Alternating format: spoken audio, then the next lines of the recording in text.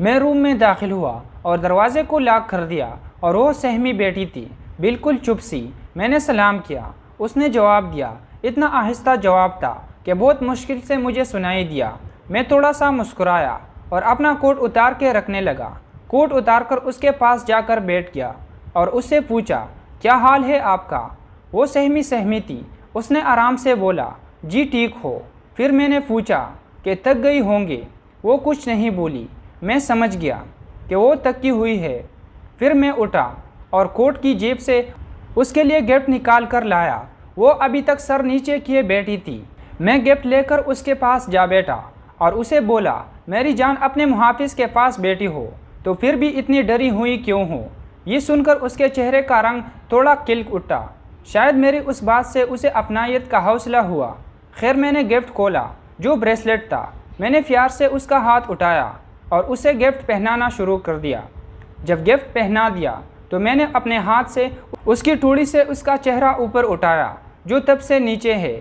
جب سے میں روم میں آیا، اس کا چہرہ دیکھ کر میں پیار سے مسکرایا اور بولا، میرے خوابوں کی رانی تو میرے سوچ سے بھی بہت خوبصورت ہے۔ وہ مسکرائی مگر اس کی آنکھوں میں کوئی سوال تھا۔ مجھے سمجھ نہیں آ رہی تھی کہ آخر یہ کیا پوچھنا چاہ رہی ہے۔ خیر، میں نے اسے بولا، چلے اٹھے، نوافل ادا کرے اور عشاء کی نماز بھی۔ وہ اپنی کپڑوں کی طرف دیکھنے لگی۔ میں نے بولا، آپ چینج کر لو۔ اس نے چینج کیا اور جب میری طرف دیکھنے لگی تو میں ہنس پڑا کیونکہ اس نے ابھی بھی نیکلس وغیرہ پہنے ہوئے تھے۔ میں اس کے پاس گیا اور پیار سے اس کا نیکلس اتارتے ہوئے اس کے کان میں آرام سے بولا، یہ ان کپڑوں میں سوٹ نہیں کر رہے۔ وہ بھی ہنسنے لگ گئی اور ایسے لگ رہا تھا جیسے وہ میری ہر بات کے بعد مجھے سمجھنے لگی تھی اور خوشی اس کے بڑھ رہی تھی۔ خیر، ہم دونوں نے نوافل ادا کیے اور نماز بھی ادا کی اور اپنے مستقبل کے لیے دعا بھی کی۔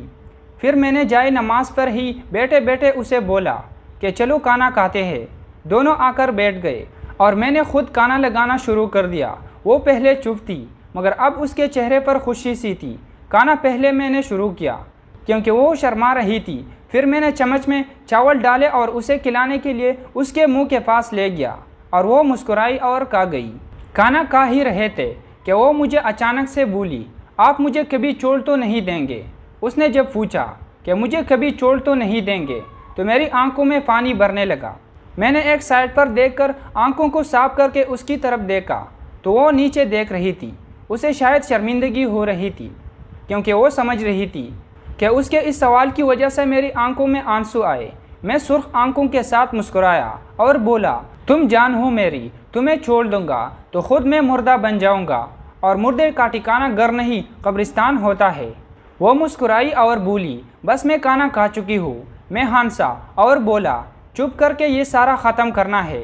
وہ بھی ہنسنے لگ گئی۔ میں نے محسوس کیا کہ وہ اب مجھے اپنا محافظ سمجھنے لگ گئی تھی اور یہ سب دیکھ کر مجھے بہت خوشی ہو رہی تھی۔ میں خود برتن سمیٹنے لگا تو وہ بولی، آپ رہنے دیں، میں خود کر لیتی ہوں۔ اس کی اس بات نے جیسے میرا دل جیت لیا۔ میں اٹھا اور اسے پیار سے اس کے کندھے سے اپنے بازو سے اٹھایا اور اسے آ کر بیڈ پر بٹھا دیا۔ وہ مسکرا رہی تھی اور ساتھ بولی، آپ بیٹھ جائیں نا، میں کر لوں گی۔ میں نے اسے بولا، چپ کر کے بیٹھو، یہاں تم تکی ہوئی ہو۔